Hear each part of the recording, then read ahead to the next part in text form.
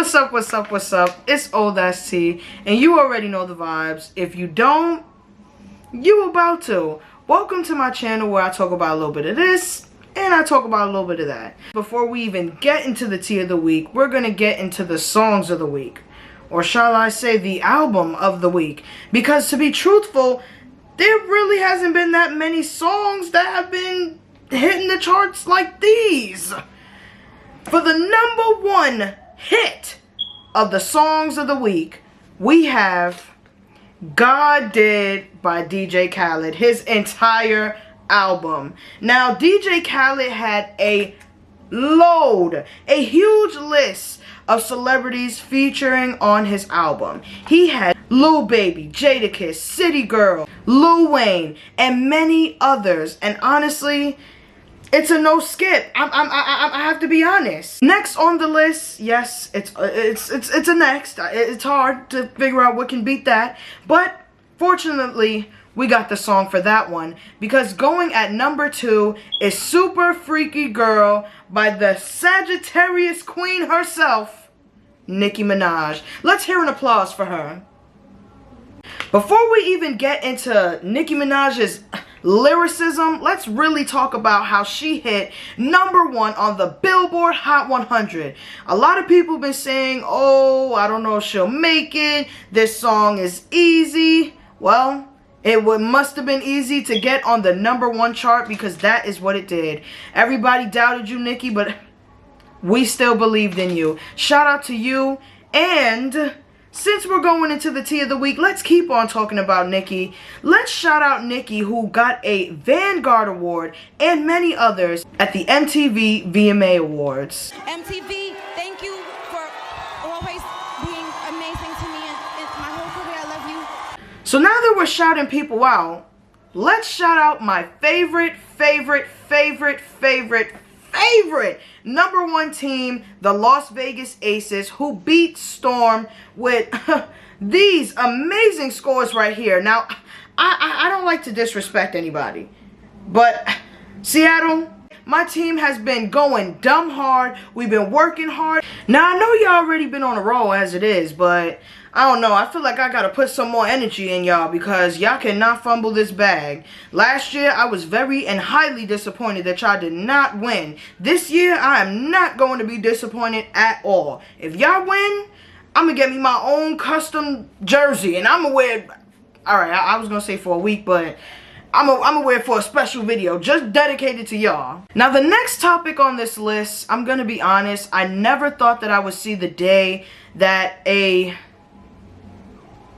colored YouTuber would ever speak about their experience on this platform. Now, Kenshin, who is a very famous gaming YouTuber, spoke about his experience with YouTube and how, in his opinion, he feels as though they can have a bit of favoritism and racism. In my honest opinion, I feel like YouTube, in a way, they should have a meeting where they discuss ideas on how to integrate doing things creatively with YouTubers. There are many YouTubers like Lovely T and many others who have voiced their opinions and felt like they were left out in the dust.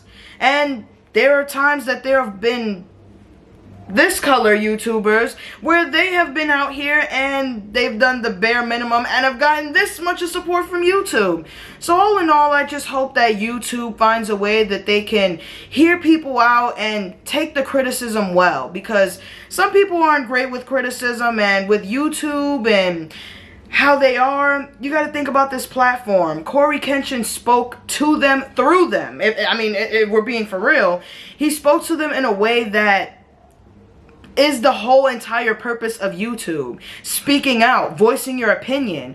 As if I were YouTube, I would honestly respect Kenshin even more, and it would give me a way to have insight on what other black creators are thinking. Next on the list, we have Shikari Richardson. Now, I'm not gonna lie, I really feel like I need to touch on this story for one of many reasons. It's the weed situation. I'm sorry, I just can't wrap my mind over it. Everybody sat here and talked down on her. They canceled her. They sat here and talked bad on her and tried to diminish her name. And they tried to make it seem like she would never amount to nothing. But ever since that very moment, she's just been going uphill. For example, she had just beat an Olympic champion in the 100 meter. Now, a lot of people haven't been talking about this, and it's really been blowing my mind, because in the same sense that everybody was being like, oh, she's smoking weed, nobody's saying, oh, she beat the Olympic champion. I mean, I think that sounds more groundbreaking than the other story. It's pretty funny how we, of our own, can talk down on our own people. People that are accomplishing more than what we can do. I can't run 100 meters in 11 seconds in the rain. Can you? I mean, I think for 1 second we can give the girl to her flowers. She's proved that, all right, she can talk, but she can walk the walk. My grandmother always told me, you can't talk the talk if you can't walk the walk. And she can do both. You gotta give her props. Next on the list, for this one, I'm not even gonna lie, we're gonna get a little serious. So let's bring it down a notch, because it's a serious topic. Now, we have Tiffany Haddish and Aries Spears. Now, in my honest opinion, I feel like this is where it all started. It all started when Aries Spears was in an interview and he started talking crazy about Lizzo. He started saying that her body was sloppy and that she wasn't an attractive woman. A lot of people had came for him, which, I mean, I don't blame them, because he had the audacity. How are you a man that you are about the same size as Lizzo? How could you even feel like you even have a place to speak about her? But we're not going to get into it. A case had appeared about Tiffany Haddish and Aries Spears. Now, this is some serious allegations.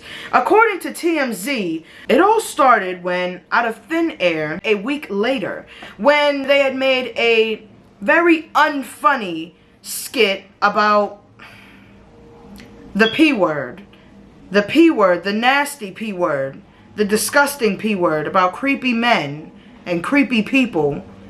Anyway, so TMZ had reported that this was a situation between a 14-year-old girl and a 7-year-old. A couple days later, the true skit had came on social media. Now, I'm not going to go show the video. I'm not, because it's very disgusting. If you want to go see it, I advise you to search it, but in my honest opinion, I couldn't even finish 13 seconds of the video because it was very disturbing. You know, I'm very disappointed, because it's like, all this stuff is going around, and as a woman, Tiffany, I'm not even talking about Aries Spears. You know what I'm saying? If he can talk and say all this stuff about a woman he don't know, he would do some bootlicking stuff like that.